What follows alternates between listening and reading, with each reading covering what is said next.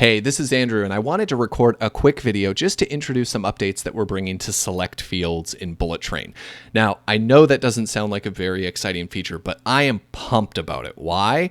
Well, think about it. Select fields represent one of the easiest opportunities to streamline workflows in these CRUD-heavy applications where there's a lot of, adding things to people's accounts and some data depending on other data being existent. What do I mean by that? Well, I'm just going to give as an example a very common thing that happens to me in Harvest, an application that I love and have used for years and will use for years to come.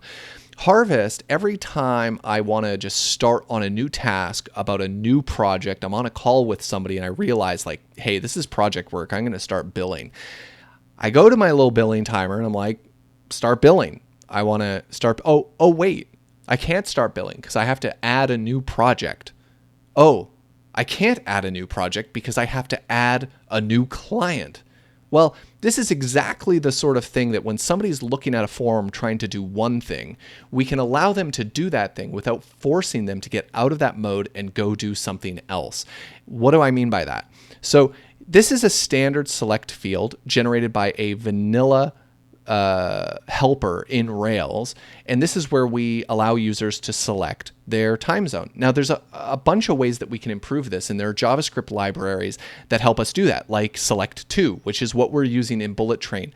So when you look at the new select fields, and I'll just show you real quickly in the account details, when you click on the select field now, you no longer get this vanilla looking select. You get something that is searchable, has all the options, but we can also do an autocomplete search. And that's just the beginning. That's an enhanced select field, definitely an improvement on what we had before. But look at this. We also have the ability to detect when somebody is entering information that doesn't exist in the select field yet. And we don't do that for time zones because we know all the time zones. But as a demonstration, I've enhanced our things demonstration to our things demo, where the things that we add to the database now have a category and they have tags.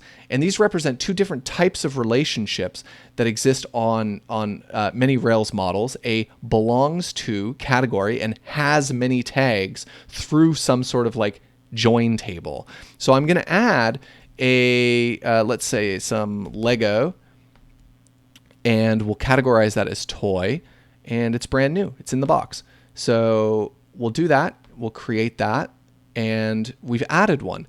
But now what if I want to add to the database my basketball? And my basketball isn't a toy or a tool.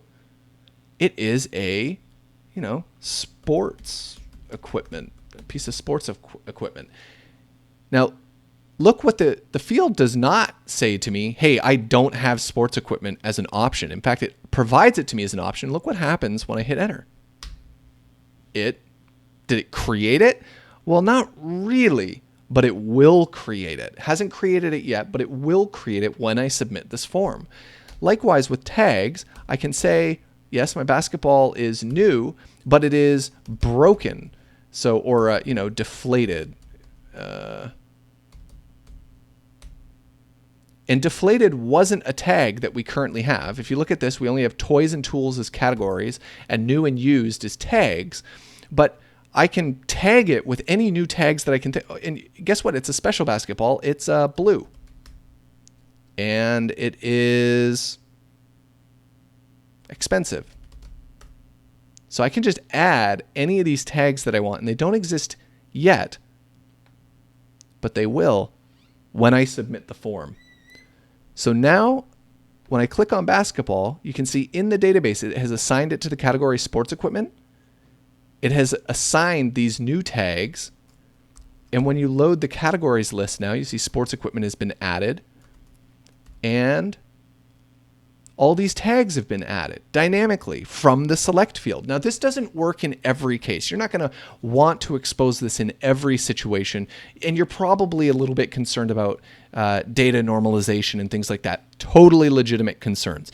But the point is, this is a very powerful tool for streamlining certain workflows in your application that to just make it a joy to use.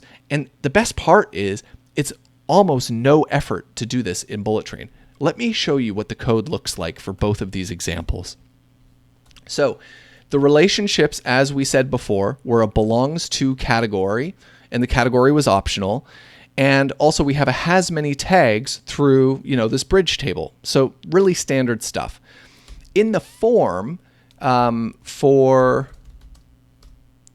things, we have this partial, which we call the super select. So if you want the vanilla old school select, it's real simple. It's just select.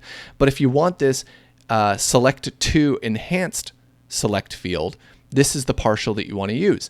Now, there are a couple of options, and all of this stuff, if you're looking at these partials and you've not seen these before, if you're not already a Bullet Train user, the secret here is that these fields match all the attributes, all the options completely match up with the standard Rails helper. So if you just look at the documentation for the select helper, that represents everything that we have here in terms of options that you can pass in. However, there are some additional options. So in this case, we've passed in this class accepts new, and that class is all we need to add to this field in order to make it allowable for a user to just enter new data that may not already be in the lookup. Now, we also have to implement that on the back end in the controller. So if you're not super familiar with how this ends up working in a form, it's a little bit tricky. So when Rails typically creates a select field, you'll see here that on this Pacific time, like if we, wrong one. If we look at the vanilla select field, the options on this select field are, this is a bad example. On a vanilla select field, the option has a label, which is human readable, and then you end up seeing an ID.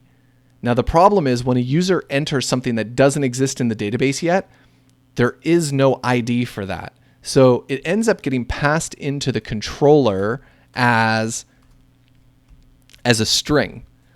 And that's a problem because the controller is expecting that when we pass these things params into the object to either update it or create it, it expects those IDs to map to objects in the database.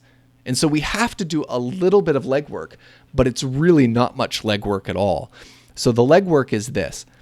When we take in the controller the strong params for a category ID and the tag IDs, we have to filter them so the category ID of the strong params gets overwritten by this helper function that Bullet Train provides called create model if new.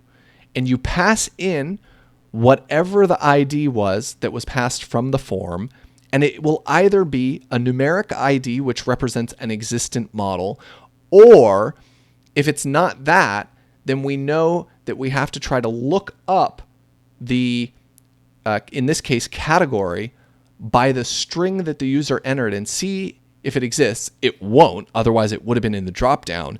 But if it doesn't exist, then we want to create it. And so here's how that works. We pass in a block that describes to this helper function exactly what to do if this is an entry from the user that represents new data. We will pass in the whatever they typed in, and we tell the controller, hey, for categories are at the team level, so go to the team, go into its categories collection, and find or create by whatever they entered. And then this That block returns the new object, and our helper function does everything else to make sure that as we save these strong params, that category ID gets saved to the database and then associated with the object. It's the exact same thing even for the multi-select, the tags. So with tags, same thing. We pass it into a method called create models if new, and we pass in all of the IDs, and it'll go through these IDs and figure out, is it already an ID of something that exists in the database? Or if it's not, use the entry that the user made and use that to create a new tag, and then it will associate it with the model. So this is just a little bit of magic that we're providing to make this possible, but it's really powerful stuff. And ultimately, I'm really excited to use this in applications, and that's why we wanted to add it, because this should be a no barrier sort of thing where you don't have to think through how to implement this in Rails controllers or any of that stuff. You've got an example within Bullet Train, and so when the time comes and you want to allow this sort of functionality in your app, it's already there at your fingertips with examples that you can just copy and paste in the simplest way possible. So that's it. And if you have any questions about it, don't hesitate to reach out. And thanks for your time.